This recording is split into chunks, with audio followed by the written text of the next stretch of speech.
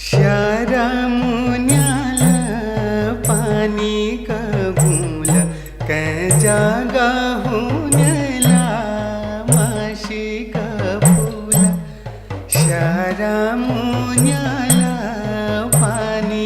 तो उठलान थे मेरे शो ननन थे मेरे प्यार। तो पेश तुम्हारे सामने आज विशेष आज मैं तुम बताने वाले से कुछ वीडियोस मुझे प्राप्त हुए हल्द्वानी से, और आज बहुत ही महत्वपूर्ण है जवाहर घाटी के लिए। श्री गजेंद्र सिंह पांगती जी ने 100 का डिक्शनरी लिखा है, उसका विमोचन आज है। तो एक बार जोरदार तालियां श्री गजेंद्र सिंह पांगती जी के लिए।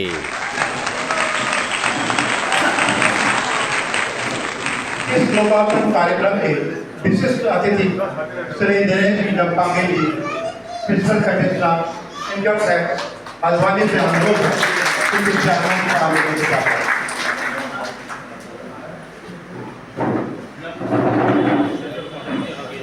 अब मैं अनुरोध करूंगा श्री गजेंद्र सिंह पांगती जी शब्द बोल के संकल्प करता है कि वह मंच साझा करने की कृपा करें।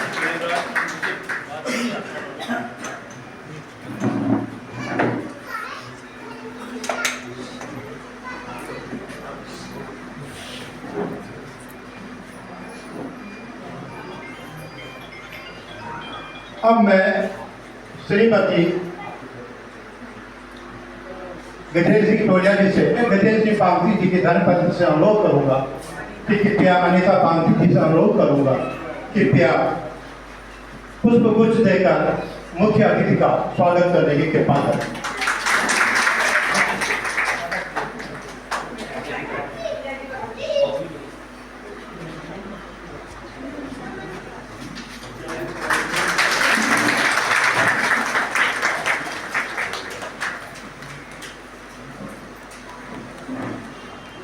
श्रीमती बसंती टोलिया, पूर्व अध्यक्ष जवाहर महिला सौका संगठन हल्द्वानी से अनुरोध है कि आपके विशिष्ट अतिथि श्री नरेंद्र सिंह पांगे जी का पुष्पगुच्छ देकर उनका सम्मान करने की कृपा करें।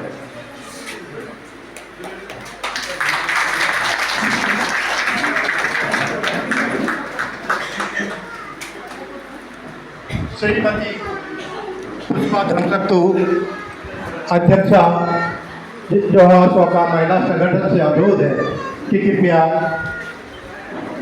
आज के अध्यक्ष डॉक्टर प्रहलाद सिंह मटोलिया जी को पुष्पगुच्छ देकर सम्मानित करने की कृपा करें।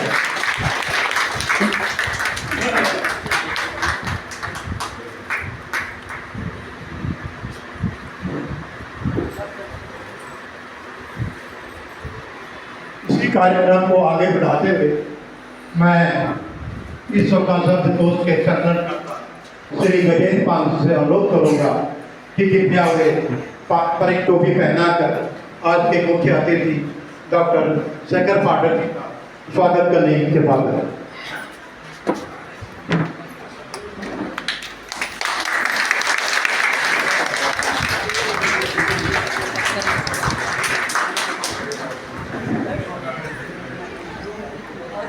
श्री देवेंद्र सिंह धनसक्तु जी, अध्यक्ष जवाहर मेलन केंद्र हल्द्वानी से अनुरोध करूंगा कि कृपया आज के विशिष्ट अतिथि श्री नरेंद्र सिंह पांगे जी को टोपी पहनाकर उनको सम्मान देने की कृपा करें।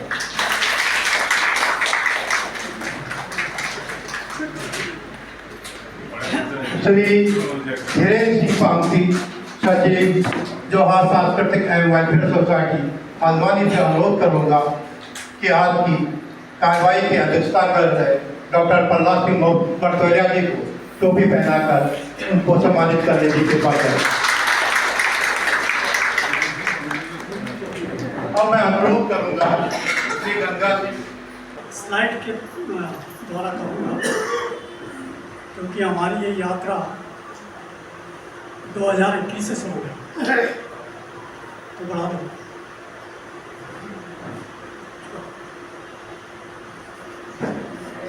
ये मिलन की फोटो है। अगर आप भाषा को देखें, हमारी बोली को, सौखी बोली को, कहीं कहीं आपको मकान दिख रहे हैं, थोड़ा सा साबुत।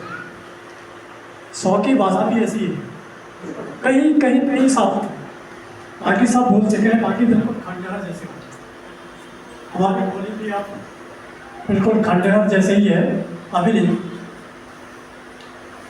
तो वही हमारी एक संरक्षण और पुनरुत्थान की यात्रा हमने शुरू की है 2021 से। आगे बढ़ा दीजिए।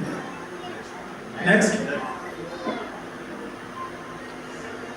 आप सभी को पता ही है कि बोली भाषा का महत्व बहुत है। बोली भाषा हमारी सांस्कृतिक धरोहर का एक महत्वपूर्ण हिस्सा है।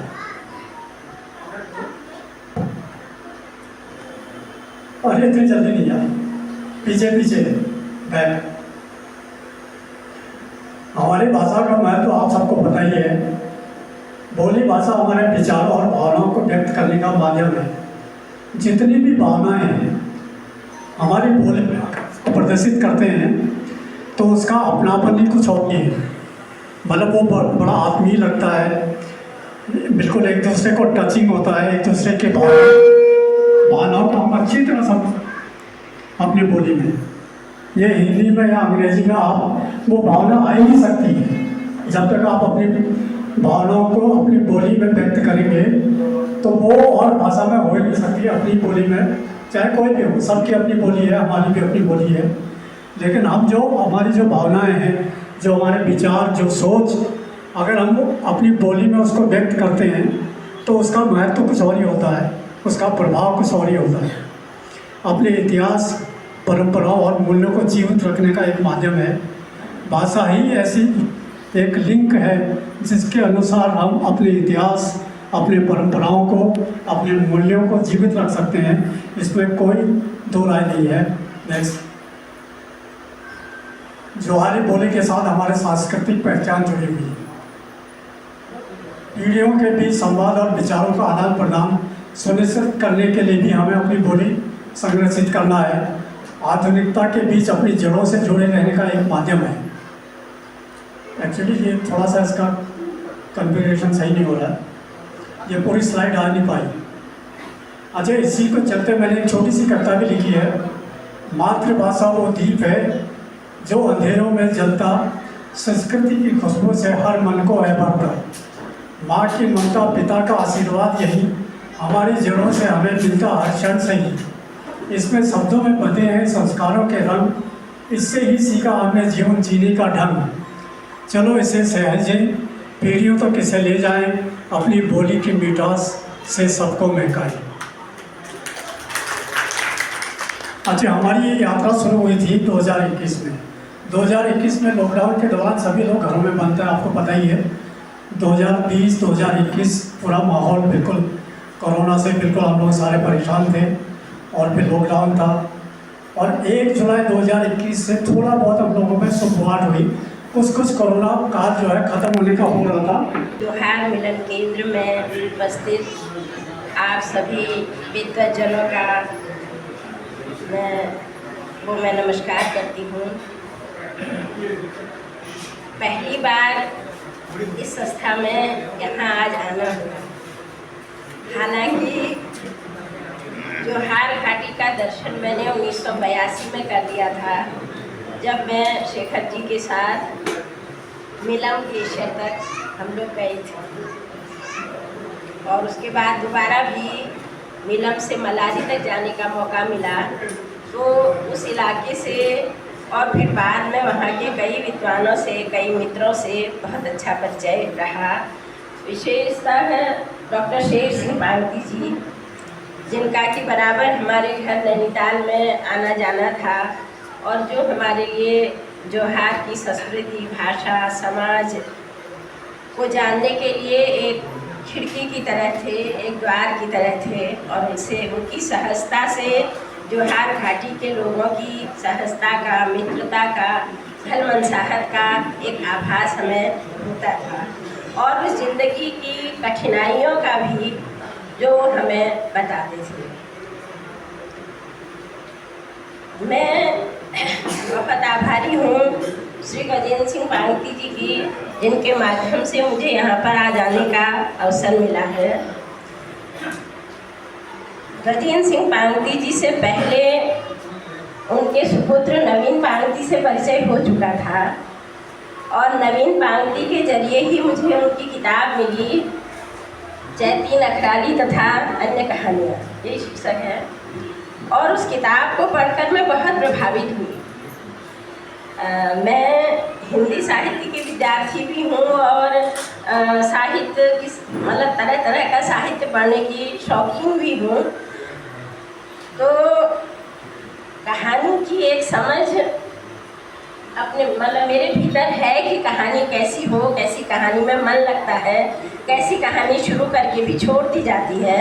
तो जब चैती नखराली तथा अन्य कहानियाँ मैंने सब पढ़ी तो मुझे बहुत आश्चर्य सा हुआ। कौन है ये लेखक, आज तक इनका नाम नहीं सुना। नवीन ने बताया था कि मेरे पिताजी हैं, लेकिन हिंदी साहित्य में ये नाम पहली बार देखा। और कहानियाँ जो कि एक और पूरे लोग को छूती थी, समाज को छूती थी, और दूसरी ओर उनमें पूरी जो कहानी की कला है वो भी मौजूद थी। तो मैं उन कहानियों से बहुत प्रभावित हुई।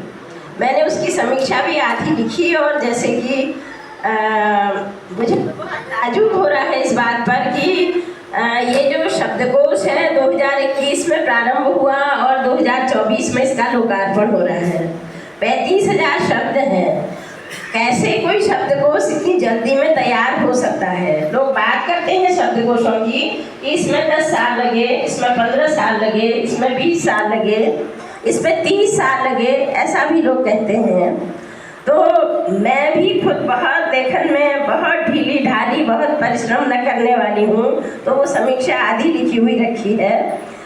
उसके बाद इनकी दूसरी किताब यहीं एक किसी कार्यक्रम में, हल्द्वानी में ही कोई कार्यक्रम था, उसमें पांगती जी आए और इन्होंने खुद अपना परिचय दिया और मुझे वो किताब दी, मेरी यादों का जोहार, यानी छिला ज्वार छिल। वह किताब भी मैंने तत्काल पूरी पढ़ी और जोहार को जानने का एक बहुत अच्छा माध्यम। मैंने बहुत सारे लोगों को वो किताब पढ़वाई, बहुत सारे शोधकर्ताओं से भी जो बातें करते थे उनको उस किताब का संदर्भ दिया और उनको भेजा भी पांगती जी के पास।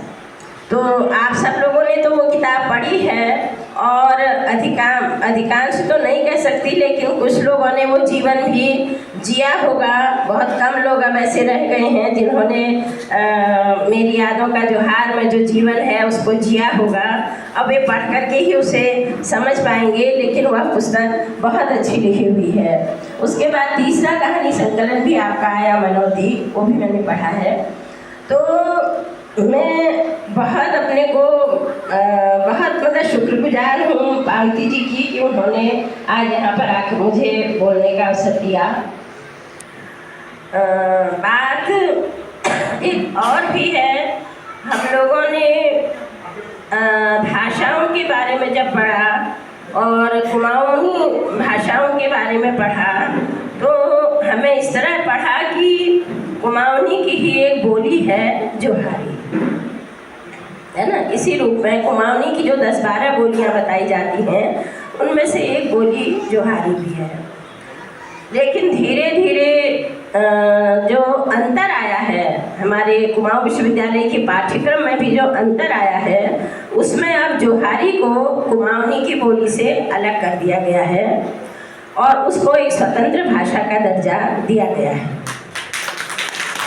अब जब हम वर्गीकरण करते हैं, जो विधिवत पढ़ाई होती है उसमें ऐसे ही होता है, भाषाएं हैं तो भाषाओं का वर्गीकरण करो, तो अब उस वर्गीकरण में जोहारी को कुमाऊनी के अंतर्गत नहीं रखा जाता। लेकिन अभी जैसे खुद पांगती जी ने ही कहा और रंगकश का जिक्र किया और दारमा घाटी का एक जो परगना था उसका एक हिस्सा था जोहार, ये बताया। और बहुत सारे शब्द ऐसे हैं जो रंग भाषा से लिए गए हैं और फिर उसमें किस तरह से कुमाऊनी के शब्द मिले, कुमाऊनी का व्याकरण मिला, ये सब बातें आपने बताई। तो हम लोग ये भी पढ़ते आए हैं कि कोई भी भाषा शुद्ध भाषा नहीं होती। किसी भी ऐतिहासिक पर्व, यूँ कहिए ऐतिहासिक तिथि में आप सभी लोगों ने इतना समय, अपना अमूल्य समय देकर इस आयोजन को सफल बनाने में जो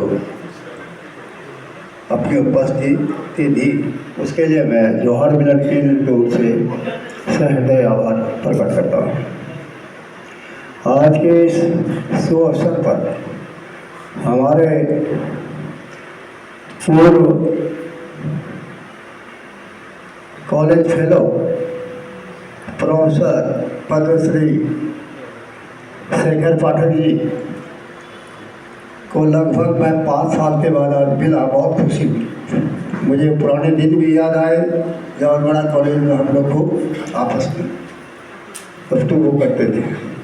पाठक जी, मुझे वो दिन याद आ रहा है जब आप पांडे खोला से चल के डिग्री कॉलेज की ओर चलते थे और आपके हाथ में एक अमर उजाला पेपर जो सुबह मिलता था, उस अमर उजाला पेपर को जब वे घर से निकलते थे तो कॉलेज आने तक पहले पेज से लेके आखिरी पन्ने तक जो है वो पढ़ते हुए वो आकर समाप्त कर देते थे। तो हम लोग आपस में हॉस्टल में बैठ के जब देखते थे तो उसमें कहा करते थे, ये पाठक जी जो है ये रास्ता कैसे देखते हैं, जब इनकी जो है हाथ में पेपर है और पेपर पढ़ते हुए आ रहे हैं।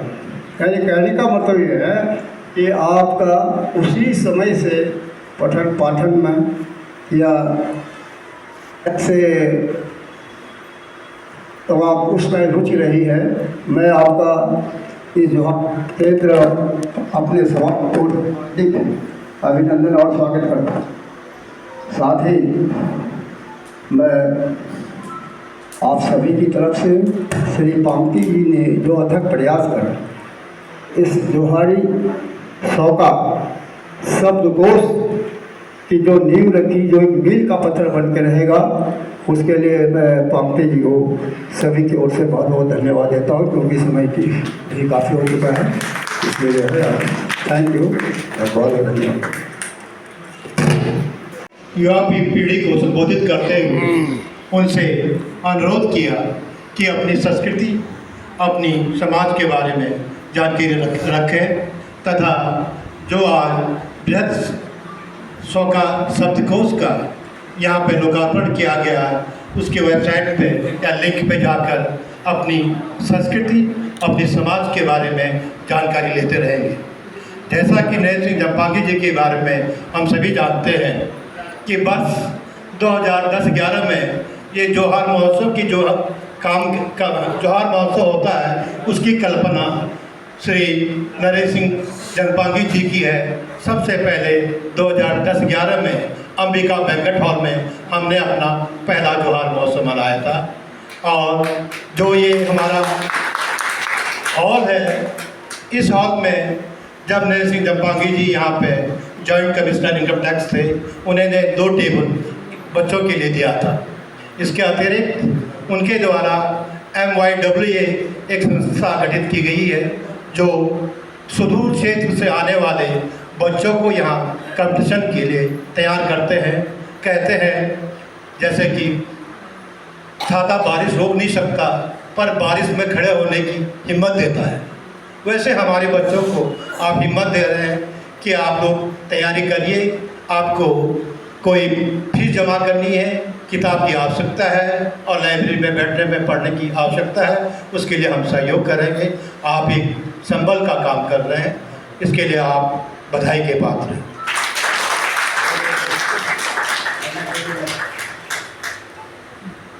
तीन बेटी 2076 में यहाँ काम कर सी और जोहार मिलन केंद्र सभागार में होनी में हम लगभग 14-15 साल बाद मिले।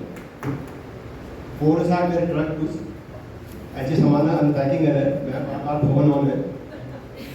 सबसे पहले मैं जो हमारे आज जोहार सामाजिक कार्यक्रम से हुआ जो पहले अतिथि आए प्रोफेसर शेखर पाठक जी, डॉक्टर मोहन भट्ट जी, पंकज जी ने, विज्ञान साहब हैं, जगन्याल जी सन और जो सन हुनर और विशेषकर कुछ युवा बच्चे यहाँ आए जो कार्यक्रम जो डिक्शनरी मुनिकिन से और उनर जो अगली पीढ़ी से मुनिकिन जो डिक्शनरी से उन्हें यहाँ आयरन कुंदर में बहुत बहुत स्वागत करूँ। डिक्शनरी महत्ता, उसकी वो योग्यता, वो बारे में बहुत ही बात है। थ्योरी बारे में मैं कोशिश करूँ कि कष्ट यू थ्योरी वाले जो काम से, जो किताब में जो जानकारी से, जो डिक्शनरी, जो ऑनलाइन डिक्शनरी से, वो में जो जानकारी से उस तक हम कष्ट पूछ सकूँ, वो सबसे बढ़िया कष्ट हम इस्तेमाल कर सकूँ।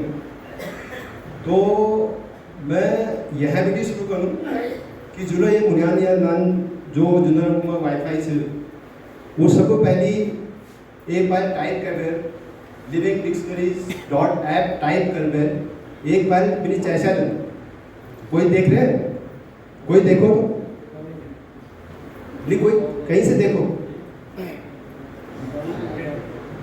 नेट आ रहा एक बना जो अलग बुदली किताब की दिन यहाँ और वो एक बुढ़िया से जो खत्म हो गया उन्होंने नाम पर लोगों को समर्पित किया वो किताब जल्दी 3.5 तो जहाँ तक आप मेरे सवाल से अपन हमें देखे डेली द्वी कविता, एक हिंदी एक पहाड़ जोहारी में और हर संडे कोई अपन भाषा में। तो मैं यूँ लगन की जो डिक्शनरी पंक्ति सेवन बने रहे बहुत वो जो मतलब बहुत फैल अगर से आने वाले जनरेशन का यो बहुत फैल से अगर मैं जो पानी में स्टूडेंट चाहे युवा कोशिश कर तो वो उनका फैल हो वो पानी जैसे यो खुशी हो अब जाने वाला से पढ़ने वाला से यो खुशी हो। मैं ये बोला तो मैं समझता ये कोशिश करता कि भाई अपन घर में फैल में बेटा क्या है भरोसा अपन मुस्लिम भरोसा अपन बोलना भरोसा अपन भाषा भरोसा और एक सब अपन कोशिश करा। अपना एक बार फिर धन्यवाद। जी रिया जय रिया खुश रहें। तो देखा आपने 100 की डिक्शनरी का विमोचन आज हल्द्वानी में हो रहा है। बाकी अगले वीडियो में। तो कस लग भल लगी तो इसी तरह से चेचेवा चैनल में कुछ न कुछ बातें करते रहेंगे। तो की कलाती मदाकर जय